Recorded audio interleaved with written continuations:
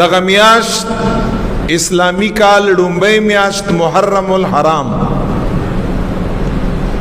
دغه میاشت لا خدای پاک جل جلاله یو فضیلت ورکړی دی، یو خصوصی کمال ثواب عظمت یو ول ورکړی دی.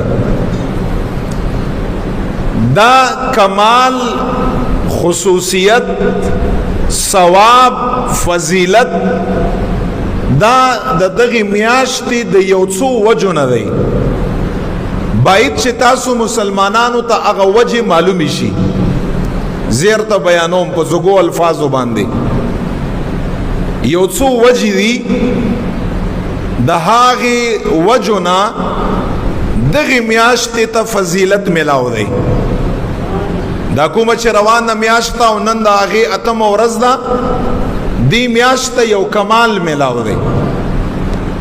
او درې څلور وجې علماء کرامو په کتابونو کې، په تاریخ کتابونو کې، په احادیثو کې او په قرآن کریم کې بعضې وجې د هغې بیان دي چې دغه محرم الحرام میاشت لا الله جل جلاله کمال او فضیلت ولې ورکړی دی. د ټولو نه اولنۍ او ډومبۍ وجه د دغه میاشتې د محرم الحرام د فضیلت او د عظمت هغه څه ده؟ هغه وجه یې دا ده چې په کلام پاک کې په سورت توبه کې په پارا نمبر 10 کې په آیات نمبر 36 کې الله تعالی په خپل انده بذات خود دغه میاشت لا خپل انده بذات خود په خپل کلام کې دغه میاشت له فضیلت او عظمت ورکړی دی. او د سورت توبه آیات نمبر 36 کې الله څه فرمایي؟ الله فرمایي چې کله خدای پاک جل جلاله د ځمکه او اسمان پیدا کړ، د ځمکې او د اسمان د پیدایش نه وخلا چې الته انسانان نو تخلیق د انسان رستو شوی دی.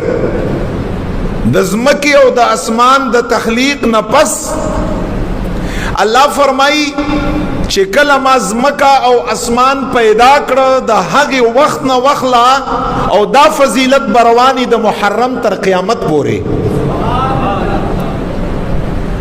او هغه فضیلت دا دی چې الله جل جلاله فرمایي چې ما 12 میاشتې پیدا کړې دي او په دغه 12 میاشتو کې 4 میاشتې داسې دي. الله فرمایي منها 4 حرم، 4 میاشتې د دغه 12 میاشتو نه داسې دي چې دغه 4 میاشتو لا ما حرمت عزت فضیلت او ثواب یوم خلق السماوات والارض د هغې ورځې نه ورکړی دی چې د کومې ورځې نه رب لا یزال د ځمکه او اسمان پیدا کړي دي. د هغې وخت نه دی. او الله فرمایي چې دا حرمت له ما ورکړی دی، دا عزت له ما ورکړی دی دغه 4 میاشتو له.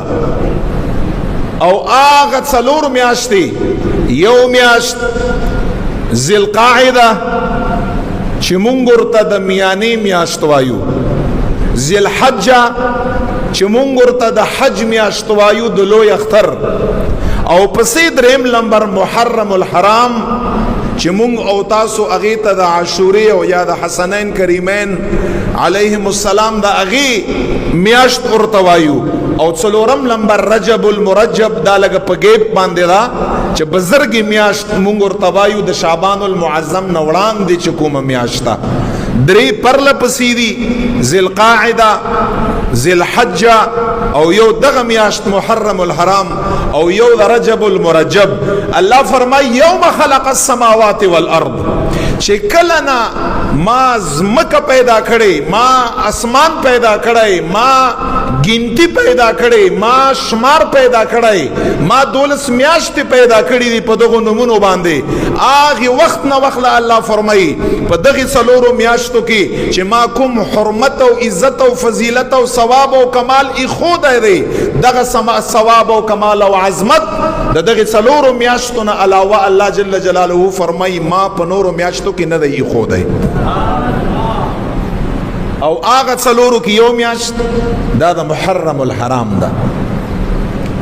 نو علما فرمایي چې فضیلت اول نمبر وجه ادا ده چې رب لا یزال په سورۃ توبه کې په 10 سپاره کې په 14 نمبر آیات کې په خپل باندې الله فرمایي چې دا حرمت او عزت علما ور کړی دی، او چې رب لا یزال جل جلاله کوم سیز لا عزت ور کوي، احترام ور کوي، فضیلت ور کوي، د هغه سیز په عزت کې او د هغه سیز په حرمت کې څوک کمای نشي راوسته. د یاد لري یو وجه خدا ده